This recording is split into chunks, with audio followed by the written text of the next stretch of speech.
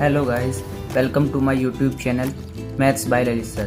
तो गाइस मैं आपको आज कराने जा रहा हूँ ट्रिग्नोमेट्री क्लास 10th का फुल मैथ कोर्स करने के लिए मेरे यूट्यूब चैनल को सब्सक्राइब करें। तो चलिए देखते हैं ट्रिग्नोमेट्री, जो कि बच्चों को बहुत ज़्यादा परेशान करता है। आज हम इसको बिल्कुल इस तरह से समझाएंगे कि आपको कभी भी करने में प्रॉब्लम नहीं होगी। तो चलते हैं ट्रिग्नोमेट्री का इंट्रोडक्शन वीडियो है। इंट्रोडक्शन में हम क्या सीखते हैं कि ट्रिग्नोमेट्री जो होता है ना, 3 वर्डों से मिलके बना होता है, ट्राई, गोनो और मैट्रिक। ट्राई का मतलब होता है 3, मतलब 3, गोनो का मतलब साइड और मैट्रिक का मतलब मेजरमेंट। ये ग्रीक वर्ड होते हैं। ट्रिग्नोमेट्री क्या, इसका पूरा मतलब हुआ कि 3 साइडों का मेजरमेंट। वो 3 साइड से कौन सी शेप बनती है? ट्राइंगल। ट्राइंगल भी कौन से वाला? Right angle triangle. कौन से triangle? Right angle triangle. Right angle triangle किसे कहते हैं? जिसका एक एंगल 90 डिग्री का होता है। तो चलिए इस चैप्टर को करने से पहले हम उसकी कुछ बेसिक जानकारी ले लेते हैं। इसमें हमें कुछ फंक्शन पढ़ने पड़ते हैं। फंक्शन जो ट्रिग्नोमेट्री के फंक्शन होते हैं, जैसे साइन थीटा। अब ये थीटा क्या है? ये एंगल को डिनोट करता है। किसको डिनोट करता है? एंगल मतलब यहाँ पे कोई एंगल हो सकता है। यहाँ पे हमेशा याद रखना कि इस ट्राइंगल में जो परपेंडिकुलर, इसे क्या कहते हैं? परपेंडिकुलर। ये बेस होता है, ये हाइपोटेन्यूस होता है। ये जो थीटा होता है ये इसी के सामने हमेशा परपेंडिकुलर होगा। तो फंक्शन देख लेते हैं हम। साइन थीटा, कोस थीटा और टेन थीटा।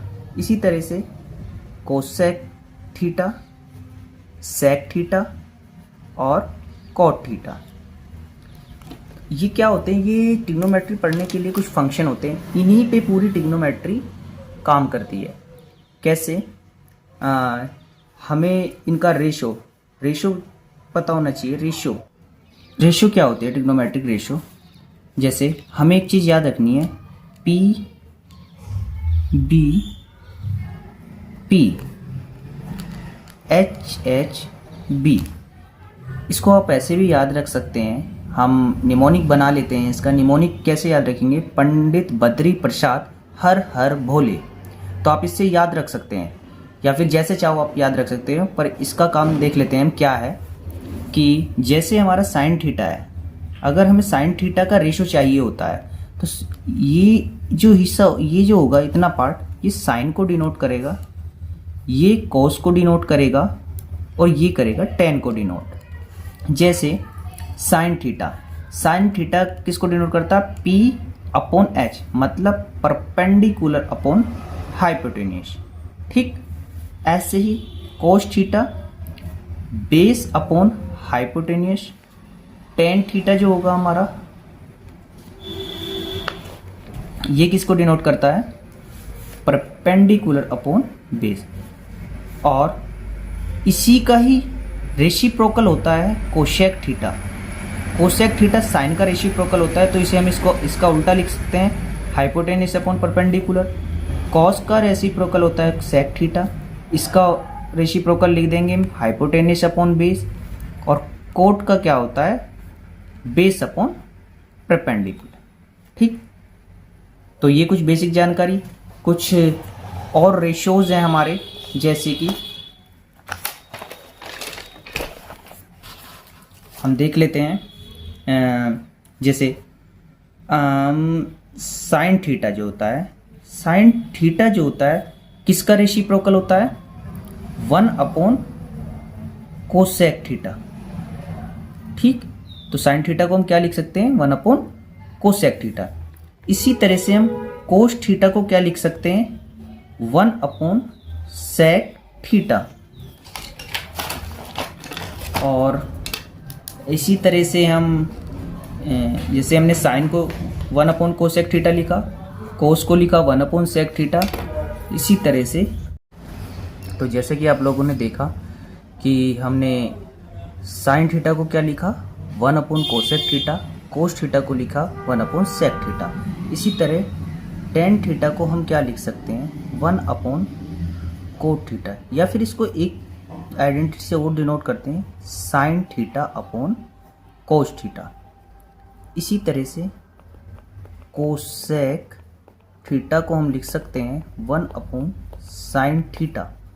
सेक थीटा को लिख सकते हैं हम 1 कोस थीटा। इसी तरह से हम कोट थीटा को क्या लिख सकते हैं 1/tan थीटा, या फिर cos theta upon sine theta. इस इन्हें क्या कहते हैं, इन सभी को हम कहते हैं रेसिप्रोकल आइडेंटिटी। क्या कहते हैं, रेसिप्रोकल आइडेंटिटी। ठीक है, क्या है, रेसिप्रोकल आइडेंटिटी। इसके बाद में इसमें एक चीज़ और है, उसके बाद मैं आपको कुछ क्वेश्चन कराऊंगा और बाकी चीज़ें हम नेक्स्ट वीडियो में देखेंगे। देखो इसमें एक हमें क्या करनी है, मान लो ये हमारा राइट एंगल ट्राइंगल है। समझना इस बात को, ये इसका जो बी एंगल है ये हमने राइट एंगल मान लिया, ये ए हो गया और ये सी हो गया। मैंने क्या बताया, राइट एंगल वाला हमेशा होता है जिसका एक एंगल 90 डिग्री का होगा। तो राइट एंगल वो होगा जिसका जो एंगल होगा वो 90 डिग्री का होगा। एक होगा हमारा थीटा, थीटा के सामने हमेशा परपेंडिकुलर होगा, ये बेस होगा और ये हाइपोटेन्यूस होगा। मान लो हमें किसी क्वेश्चन में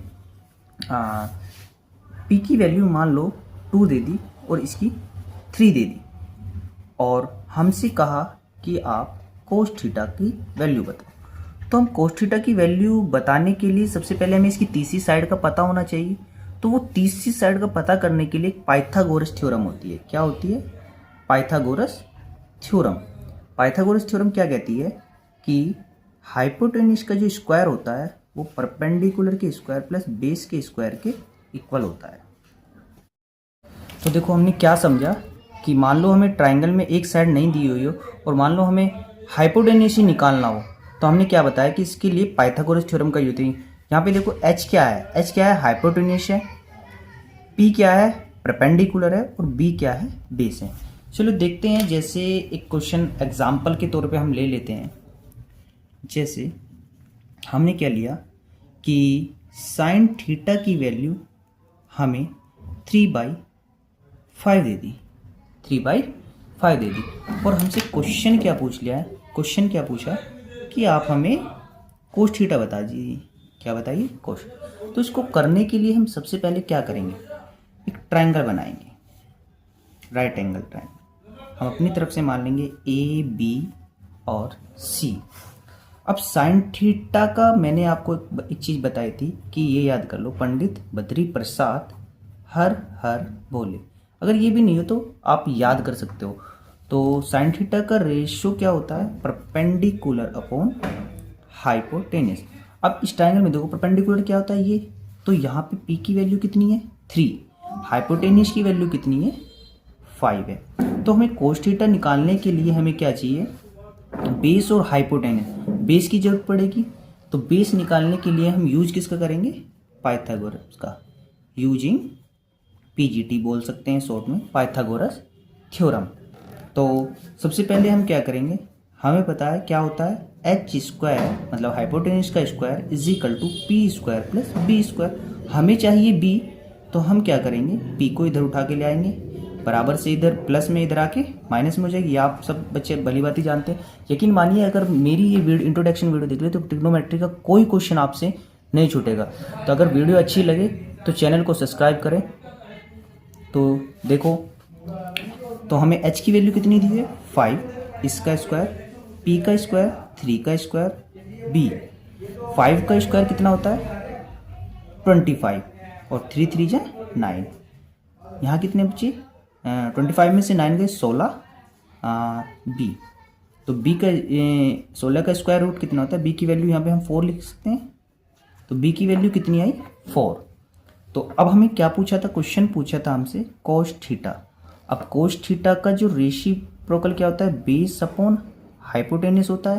अब हमने बेस निकाल लिया, बी की वैल्यू कितनी आई 4, हाइपोटेन्यूस 5। इस तरह से हम क्वेश्चन करेंगे।